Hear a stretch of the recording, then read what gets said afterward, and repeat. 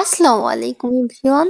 আজকে আমি রান্না করব তরতাজা দেশি হাঁসের মাংস। হাঁসটার বিশেষত্ব এটা আমাদের নিজস্ব পালা।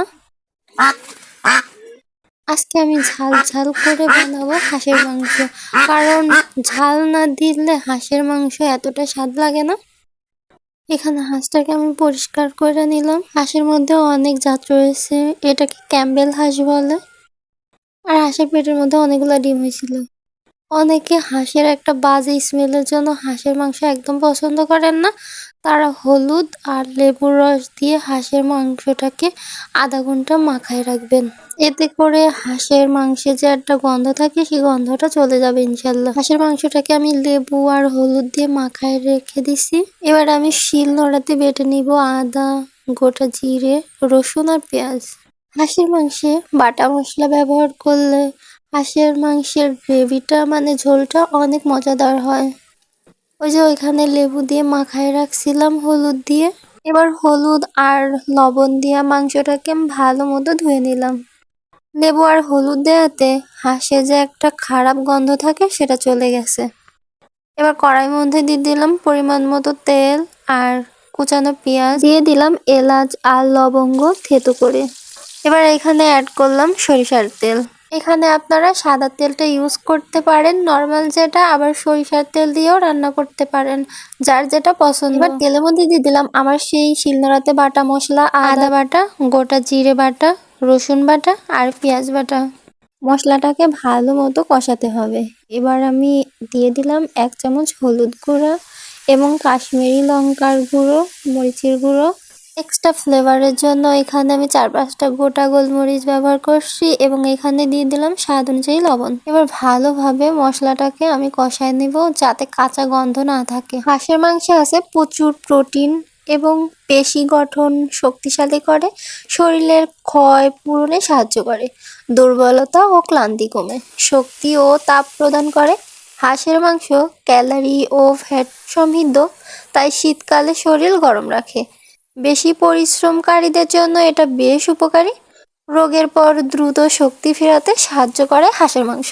রক্তশূন্যতা প্রতিরোধে বেশ সাহায্য করে হাঁসের মাংস। এতে আছে আয়রন ও ভিটামিন B12, যা হিমোগ্লোবিন বাড়ায়। রক্তশূন্যতা বা অ্যানিমিয়া কমাতে বেশ সাহায্য করে এই হাঁসের মাংস। ধুয়ে রাখা মাংসগুলো এবার আমি মশলার সাথে খুব ভালোভাবে কষাই নিব। আপনি যত ভালো মাংস কষাবেন সে মাংসর বা তরকারির স্বাদ তত বেশি ভালো হবে ইনশাল্লাহ। হৃদযন্ত্র ও স্নায়ুর জন্য ভালো হাঁসের মাংস। হাঁসের মাংস থাকে ভিটামিন B কমপ্লেক্স, স্নায়ু শক্তিশালী করে এবং পরিমিত খেলে হৃদযন্ত্রের কার্যক্ষমতা ভালো রাখে, রোগ প্রতিরোধ ক্ষমতা বাড়ায়। এতে থাকা জিঙ্ক ও সেলেনিয়াম ইমিউন সিস্টেম শক্তিশালী করে এবং সংক্রমণের ঝুঁকি কমায়। এই হাঁসের মাংস হাড় ও দাঁতের জন্য বেশ উপকারী হাঁসের মাংস, কারণ হাঁসের মাংসে আছে ফসফরাস, হাড় ও দাঁত মজবুত করতে সাহায্য করে। তাহলে চলুন এবার জেনে নেওয়া যাক হাঁসের মাংসে কি কি ভিটামিন সমূহ আছে। হাঁসের মাংসে প্রধানত যেসব ভিটামিন পাওয়া যায়: ভিটামিন B1, থায়ামিন, শক্তি উৎপাদনে সহায়ক। এইখানে হাঁসের মাংসটা আমার কষানো শেষ। এইখানে আমি দিয়ে দেব পরিমাণ মতো পানি, যাতে শুধু মাংসটা সিদ্ধ হয়। এখানে আপনারা ঝোলের পরিমাণ বাড়ায় বা কমায় নিতে পারেন।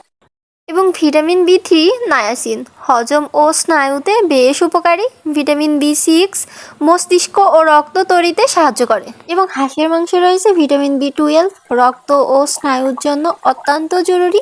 ভিটামিন A অল্প পরিমাণে চোখ ও ত্বকের জন্য খুব ভালো। সতর্কতা গুরুত্বপূর্ণ, কারণ হাঁসের মাংসে চর্বি তুলনামূলক বেশি, তাই উচ্চ কোলেস্টেরল, হৃদরোগ, ডায়াবেটিস থাকলে পরিমিত পরিমাণে খাওয়া উচিত। অতিরিক্ত ভাজা বা চর্বিযুক্ত রান্না এড়িয়ে চলা ভালো। হাঁসের মাংস একটি পুষ্টিকর, শক্তিবর্ধক ও উপকারী আমিষ খাবার। শীতকাল ও শারীরিক দুর্বলতায় এটি বিশেষভাবে উপকারী। বিশেষ করে শীতকালে হাঁসের মাংসর মজার স্বাদই আলাদা।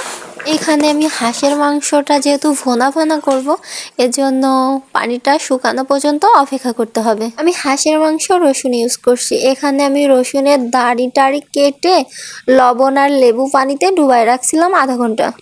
এটা পুরোটাই অপশনাল, আপনারা এটা স্কিপ করতে পারেন। পুষ্টিগুণে ভরপুর হাঁসের মাংস। এটি প্রোটিন, ভিটামিন ই, নিয়াসিন ও খনিজ আয়রন, সেলেনিয়াম, জিঙ্ক, ফসফরাসের ভালো উৎস। এবং হাঁসের মাংস শরীর গরম রাখে। এতে থাকা ফ্যাট চর্বি শরীরে তাপ উৎপন্ন করে, তাই শীতকালে এটি বেশ উপকারী। শক্তি ও ওজন বৃদ্ধি। ক্যালোরি ও ফ্যাট বেশি থাকায় এটি দ্রুত শক্তি যোগায় ও ওজন বাড়াতে সাহায্য করে। হৃদরোগের ঝুঁকি হ্রাস পরিমিত পরিমাণে। এতে মনো আনস্যাচুরেটেড ও পলি আনস্যাচুরেটেড ফ্যাট থাকে, যা ভালো কোলেস্টেরল এইচডিএল বাড়াতে বেশ সাহায্য করে। গলা ব্যথা উপশম। উচ্চ খনিজ উপাদানের কারণে গলা ব্যথা কমাতে বেশ সাহায্য করে। হৃদরোগ ও উচ্চ রক্তচাপ। ফ্যাট ও কোলেস্টেরল বেশি থাকায় এই রোগে আক্রান্ত ব্যক্তিদের সাবধানে খেতে হবে বা এড়িয়ে চলতে হবে। উচ্চ ফ্যাট ইনসুলিনের কার্যকারিতা ব্যাহত করতে পারে, তাই ডায়াবেটিস থাকলে সতর্ক থাকুন।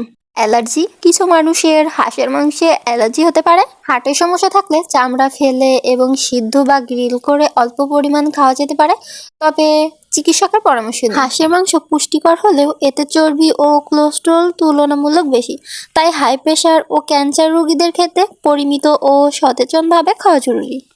হাই প্রেশারের রোগীরা চামড়া ছাড়া হাঁসের মাংস অল্প পরিমাণ খেতে পারেন। সেদ্ধ বা ঝোল করে কম লবণ ও কম তেলে রান্না করলে ঝুঁকি কম হয়। তবে তাজা চামড়া সহ অতিরিক্ত মশলাযুক্ত হাঁসের মাংস রক্তচাপ বাড়াতে পারে, এগুলো এড়িয়ে চলাই ভালো। ক্যান্সারের রোগীরা চিকিৎসকের পরামর্শ হাঁসের মাংস খেতে পারে। শরীর খুব দুর্বল হলে প্রোটিনের উৎস হিসেবে সেদ্ধ বা ঝোল করা হাঁসের মাংস উপকারী হতে পারে। কিন্তু কেমোথেরাপি চলাকালে হজম সমস্যা, বমি বা মুখে ঘা থাকলে হাঁসের মাংস না খাওয়াই নিরাপদ। মূল কথা হইতেছে হাই প্রেশারের রোগীরা অল্প চামড়া ছাড়া কম লবণ এবং ক্যান্সার রোগীরা ডাক্তারের অনুমতিতে হালকা রান্না। আলহামদুলিল্লাহ, আমার হাঁসের মাংস রান্না শেষ। এইখানে নামানোর আগে আমি ভাজা জিরার গুঁড়ো, এলাচ আর দারচিনি থেতু করে দিয়ে নামাই নিছি। ভিডিও ভালো লাগলে আমার পেজটিকে ফলো আর সাবস্ক্রাইব করতে ভুলবেন না। ফেসবুক থেকে দেখে থাকলে অবশ্যই একটা ফলো দিয়ে দেবেন। সবাইকে আসসালামু আলাইকুম ওয়া রাহমাতুল্লাহি ওয়া বারাকাতুহু।